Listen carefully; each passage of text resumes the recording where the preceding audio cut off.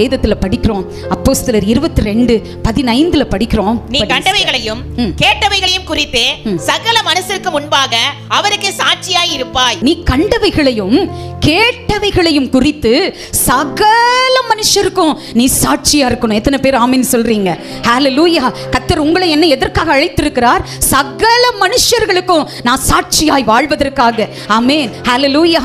Smith விகில்ஸ்வர்த் என்கிற தேவ மனிதன் சொல்றாரு, கிறிஸ்தவர்கள் வேதத்தை படிப்பார்கள், உலகத்தார் கிறிஸ்தவர்களை படிப்பார்கள். எத்தனை பேர் ஆமென் சொல்றீங்க? ஆமென். கிறிஸ்தவர்கள் எதை படிப்போம்? வேதத்தை படிப்போம். ஆனா உலகத்தில் இருக்கிறவங்க யாரை படிப்பாங்க தெரியுமா? என்ன படிப்பாங்க? என் வாழ்க்கையை படிப்பாங்க, நான் எப்படி இருக்கேன்னு படிப்பாங்க, என் குடும்பத்தை படிப்பாங்க. எத்தனை பேர் ஆமென் சொல்றீங்க? கரங்களை தட்டி என்னை படிப்பதற்காகவே. ஹalleluya. ஆமென். கர்த்தருடைய பிள்ளையே, ஆமே, நம்ம வேதத்தை படிச்சா உலகத்தார் எதை படிப்பாங்க? என்ன படிப்பாங்க? ஹalleluya. நான் எப்படி இருக்கேன், எப்படி ஆண்டவருக்காக வாழ்றேன், என்னுடைய ஒழுக்கம் எப்படி இருக்கிறது, என் பரிசுத்தம் எப்படி இருக்கிறது, என் குடும்பம் எப்படி இருக்கிறது, என் பிள்ளைகள் எப்படி இருக்கிறது, இவர் இந்த காரியங்களின் மூலமாக ஜனங்கள் நம்மை படிக்க ஆரம்பிப்பாங்க.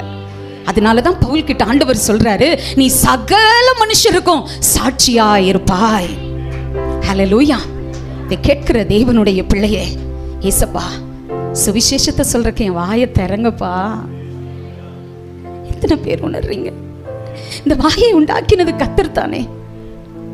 ஆமே, பாருங்க, ஒரு ஊமையர்கள் அவங்களெல்லாம் அந்த மாதிரி சொல்ற கூட எனக்கு வாய் கூசும்.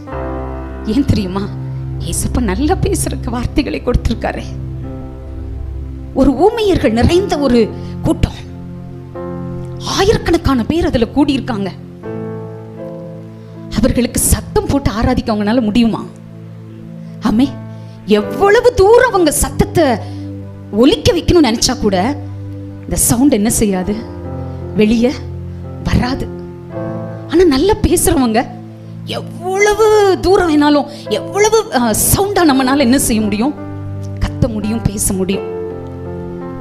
அப்போ அந்த கூட்டத்தில் ஒரு சகோதரி ஊமையர்களுக்கெல்லாம் பிரசங்கிப்பதற்கு அதுக்கு விசேஷமா படிக்கணும். ஆமே, அந்த ஆக்ஷன்ஸ், அந்த அவங்க கொடுக்குற அந்த சைன், அதை வச்சுதான் அவங்க அந்த வார்த்தைகளை கிரகிப்பாங்க, புரிஞ்சுக்குவாங்க. அப்ப அந்த சகோதரி அந்த இடத்துல நின்று இயேசுவை பற்றி சொல்ல ஆரம்பிச்சாங்க. அந்த ஊமையர்களுக்கு இயேசுனா யாருன்னு தெரியாது. உண்மையா நடந்த சம்பவம். இயேசுன்னு சொல்ல சொல்ல சொல்ல அவங்களுடைய கண்களில் இருந்து கண்ணீர் தார தாரையாக வடிகிறது. நான் உங்களுக்கு சொல்றேன், ஒரு வார்த்தையில ஒரு வார்த்தையை உங்களுக்குள்ள புரிய வைக்கிறதுக்கு 1000 வார்த்தைகளை தேடி அதை சொல்லிடலாம். அன்புங்கிற வார்த்தைக்கு இன்னொரு வார்த்தையை சொல்லி, இல்ல அதுக்கு இணையா இன்னொரு வார்த்தையை சொல்லி புரிய வச்சிடலாம்.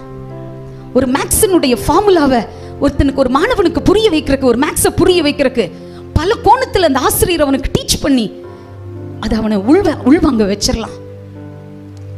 ஆனா ஊமையான மக்களுக்கு இந்த ஆக்ஷன் இதுதான். ஆமே, இந்த காது அப்படின்னு அவங்க தொட்டாங்கன்னா அவங்க பார்த்து இதுக்கப்புறம் என்ன வார்த்தையை சொல்லி அவங்க புரிய வைக்கிறதுன்னு வார்த்தைகள் இல்ல. அப்படிப்பட்ட நேரத்துல அந்த சகோதரி சொல்றாங்க, இயேசு நல்லவர் அப்படின்னு சொன்ன உடனே அவங்களுடைய கண்களில் இருந்து கண்ணீர் தார தாரையாய் கொட்டுகிறது. அவங்க உணர்ந்தாங்க, அப்பா எங்களை தெரிந்து கொண்டவர் நீங்க தான்ப்பா. இத்தனை காலம் எங்களுக்கு புரியல, இத்தனை காலம் இந்த அறிவு எங்களுக்கு இல்ல. 1000 பேருடைய கண்களிலும் கண்ணீர். அப்ப அந்த அதை நடத்தி கொண்டிருந்த அம்மா சொன்னாங்க, இயேசுவை துதிக்க ஆரம்பிங்கன்னு சொன்னாங்க. எப்படிங்க துதிச்சிருப்பாங்க? எதை வச்சு துதிச்சிருப்பாங்க? வாய் பேச முடியாது.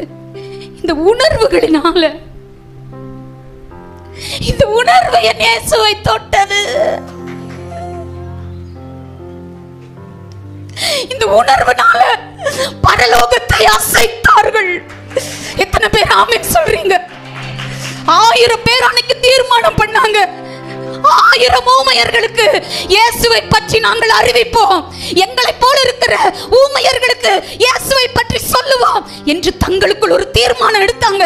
தேவ பிள்ளையே, வாய் பேச முடியாது, அவர்களால் தங்களுடைய உணர்வுகளை வெளிப்படுத்த முடியாது, சத்தமா பேச முடியாது,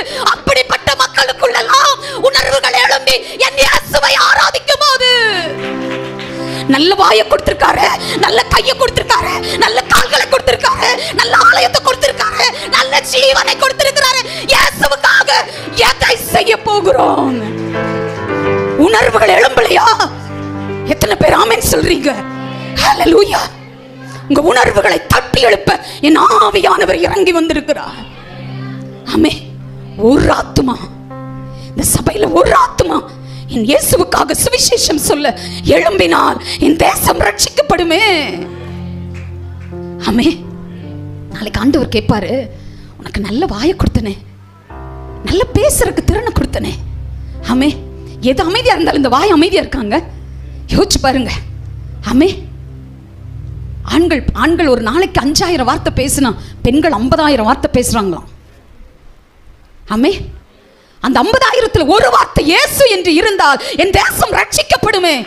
ஹல்லேலூயா. கரங்களை தட்டுங்க, உங்க உணர்வுகளை தட்டி எழுப்புங்க. கரங்களை தட்டி, இது பத்தாதுங்க. ஆமென், ஆமென். ஊமையர்களுக்குள்ள இருந்த அந்த வெறித்தனம், அந்த தீ, அந்த அபிஷேகம், அந்த வல்லமை. ஆமென். 1000 பேர் சத்தம் வெளியே வரல, செயல் வெளியே வந்தது.